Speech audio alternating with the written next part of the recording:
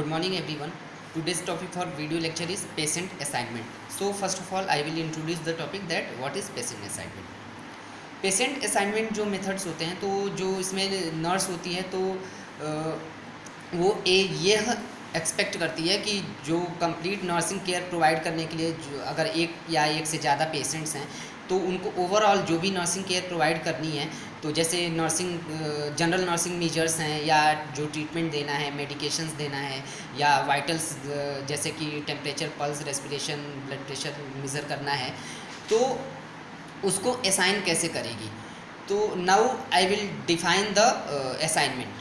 तो it refers to the manner in which the total work of the nursing unit is divided up among personnel. कहने का मतलब ये है कि जो भी नर्सिंग स्टाफ जो भी काम कर रहा है तो उसमें वर्क डिवाइड हो जाता है कि जैसे कि मेडिकेशंस कोई और करेगा और बाकी जनरल केयर वगैरह कोई और करेगा, अदर चीज़ें राउंड वगैरह और कोई लेगा. Now I will analyst the patient assign analyst the purposes of patient assignment. तो बहुत सारे पर्पजेज़ हैं. तो सबसे पहला ये है कि उसमें पेशेंट को जो भी best possible nursing care provide करनी है वो हम दे सकते हैं. वेल राउंड एजुकेशन एक्सपीरियंस वगैरह जो भी स्टूडेंट नर्सेज वगैरह हैं उनका हम राउंड ले सकते हैं, उनको एजुकेशन दे सकते हैं.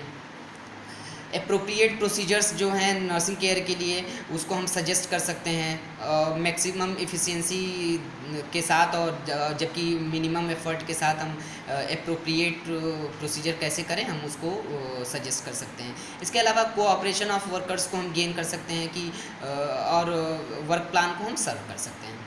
Now I will discuss about the principles.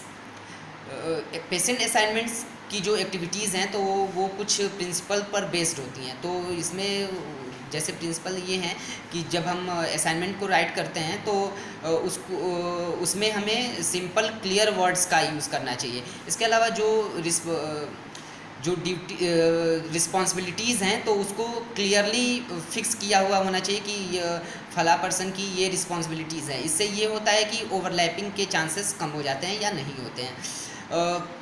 Emergency situation को प्रोवाइड करने के लिए या जो स्पेशल नर्सिंग एक्टिविटीज़ कैसे करनी है तो ये होना चाहिए. इसके अलावा हर पर्सन को टाइम और अपॉर्चुनिटी दिखाने का चांस मतलब उसको एक चांस मिलना चाहिए कि वो अपना वो काम कैसे करे. हर पर्सन को वो चांस और टाइम मिलना चाहिए कि वो अपनी एक्टिविटी को कर सके. जो असाइनमेंट है उसमें nursing orders as well as doctors order का भी पूरा इंफॉर्मेशन होना चाहिए. और जो भी असाइनमेंट के जो वेरियस पार्ट्स हैं तो उसको लॉजिकल ऑर्डर में अरेंज किया हुआ होना चाहिए. पेशेंट केयर जो है वो कंटिन्यूएशन में हो रही है या नहीं हो रही है तो इसको इंश्योर किया होना चाहिए. और बेसिकली जो ये असाइनमेंट्स राइटिंग है तो ये हेड नर्स जो भी वार्ड इंचार्ज है या हेड नर्स हैं तो उनके द्वारा ये बनाया मेडअप होना चाहिए.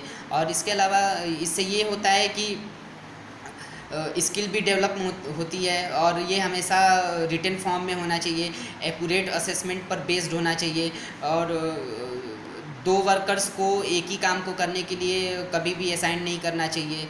और जो पेशेंट असाइनमेंट है वो प्रीवियस असाइनमेंट पर रिलेटेड हो सकता है या होना चाहिए. अब हम बात करते हैं कि कौन कौन से ऐसे फैक्टर्स होते हैं जो ड्यूटीज़ को डिस्ट्रीब्यूट करने में हमको कंसीडर करने चाहिए.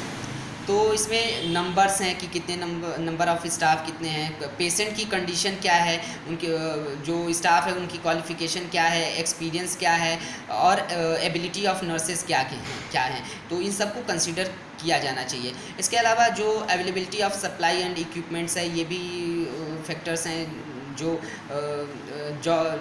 जॉब को ड्यूटीज़ को डिस्ट्रीब्यूट करने में या असाइन करने में हमको कंसीडर करना चाहिए. आर्किटेक्चरल फीचर्स जो भी है मतलब कि जो वार्ड है या यूनिट है या इंटेंसिव केयर यूनिट वगैरह है तो उनका आर्किटेक्चरल फीचर क्या है इसको भी ये फैक्टर भी अफेक्ट कर सकता है. इसको भी देखना होता है, इसको भी कंसीडर करना होता है. Now I will discuss about the methods of assigning personnel. इसके कुल 5 मेथड्स हैं. Case method, functional method, team nursing method, primary care method और मॉड्यूलर मेथड.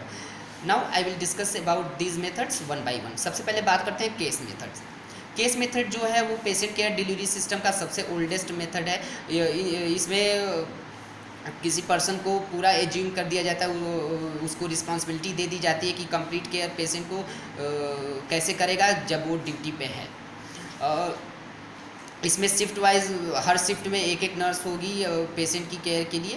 तो और इसी में जो टीचिंग स्टूडेंट नर्सेज हैं तो इनको भी हम टीच कर सकते हैं।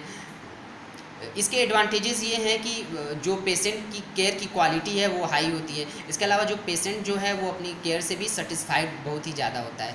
डिसएडवांटेजेस ये हैं कि इसकी लिमिटेड कंटिन्यूटी ऑफ केयर है, क्योंकि शिफ्ट ड्यूटी रहती है तो इसमें चेंज वगैरह तो होते रहते हैं, तो इसमें लिमिटेड कंटिन्यूटी है। ये ज़रूरी नहीं है कि एक ही पर्सन केयर पूरा करेगा, और हाई कॉस्ट है, ये डिसएडवांटेजेस हैं।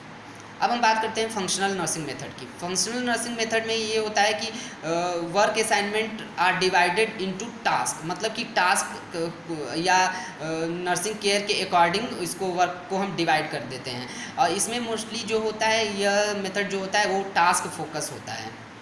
इसके एडवांटेजेस ये हैं कि इक्विपमेंट और सप्लाइज वगैरह की लेस ज़रूरत होती है, उतनी ज़्यादा ज़रूरत नहीं होती है। इफ़िशियंट है अगर शॉर्टेज ऑफ नर्सिंग स्टाफ है, कॉस्ट इफ़ेक्टिव है। इसके एडवांटेजेस ये सब हैं। डिसएडवांटेजेस में ये हैं कि फ्रेगमेंटेड केयर हो सकती है। इसके अलावा जो एक नर्स है वो फेमिलियर नहीं होगी कि टोटल नीड्स को पूरा कर सके। इसके अलावा रिस्पॉन्सिबिलिटीज़ को फिक्स करने में प्रॉब्लम्स हो सकती हैं, और जो नर्सेस हैं और पेशेंट है वो लेस सेटिस्फेक्शन हो सकता है उनको। अब हम बात करते हैं team nursing method. Team nursing method का मतलब कि ये ग्रुप में काम करना होता है, जैसे कि जो भी वर्कर्स हैं तो उनको ग्रुप में काम करना होता है। इसमें लीडर्स के द्वारा बताए गए काम को करना होता है। और टीम नर्सिंग मोस्टली वहाँ यूज़ किया जाता है जहाँ लार्ज ग्रुप ऑफ पेशेंट हैं। तो इसमें टीम लीडर जो है वो प्लानिंग करता है, कोऑर्डिनेटिंग करता है, और सुपरवाइज़र रोल भी निभाता है अपना, और इसके अलावा इवेल्युएट भी करता है। और इसके अलावा जो हेल्थ केयर डिलीवरी है तो उनमें भी एक्टिविटीज़ वगैरह में भी पार्टिसिपेट करता है।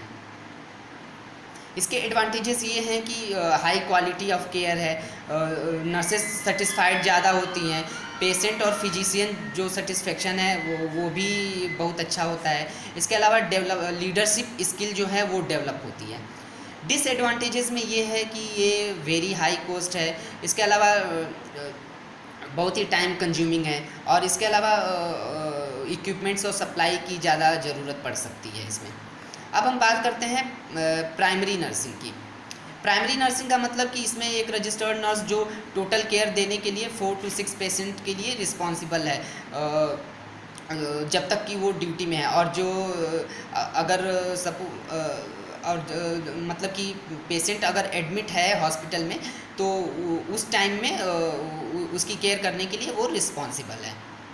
इसके एडवांटेजेस ये हैं कि नर्स और पेशेंट का सेटिस्फेक्शन बहुत ज़्यादा होता है, क्वालिटी केयर जो है वो बहुत ही अच्छी होती है। डिसएडवांटेजेस में ये है कि टाइम कंज्यूमिंग होता है, हाई कॉस्ट होता है। अब हम बात करते हैं नेक्स्ट मेथड की, जो है मॉड्यूलर मेथड या मॉड्यूलर नर्सिंग। यह जो मेथड है वो प्राइमरी मेथड और टीम मेथड दोनों का कम्बिनेशन होता है। तो ये प्राइमरी नर्सिंग से थोड़ा वेरी कर सकता है, क्योंकि it can be used when nursing staff includes practical nurses and professional nurses, मतलब कि ये कभी कभी वेरी कर सकता है। और प्राइमरी असाइनमेंट की तरह ही सिमिलर होता है। इसमें जो नर्स है वो एडमिशन से डिस्चार्ज तक का जो है वो टोटल पेशेंट के एडमिशन से डिस्चार्ज तक की जो टोटल रिस्पॉन्सिबल केयर है या जो भी रिस्पॉन्सिबिलिटी है पेशेंट की वो नर्सेज को दे दी जाती है।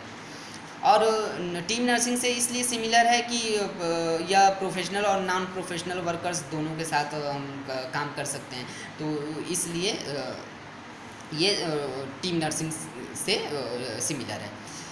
Okay, today I have discussed about patient assignment. इसमें कुछ मेथड्स थे जैसे कि केस मेथड हो गया, प्राइमरी नर्सिंग हो गया, टीम नर्सिंग हो गया, फंक्शनल नर्सिंग हो गया, मॉड्यूलर नर्सिंग हो गया। इसके बारे में हमने डिस्कस किया।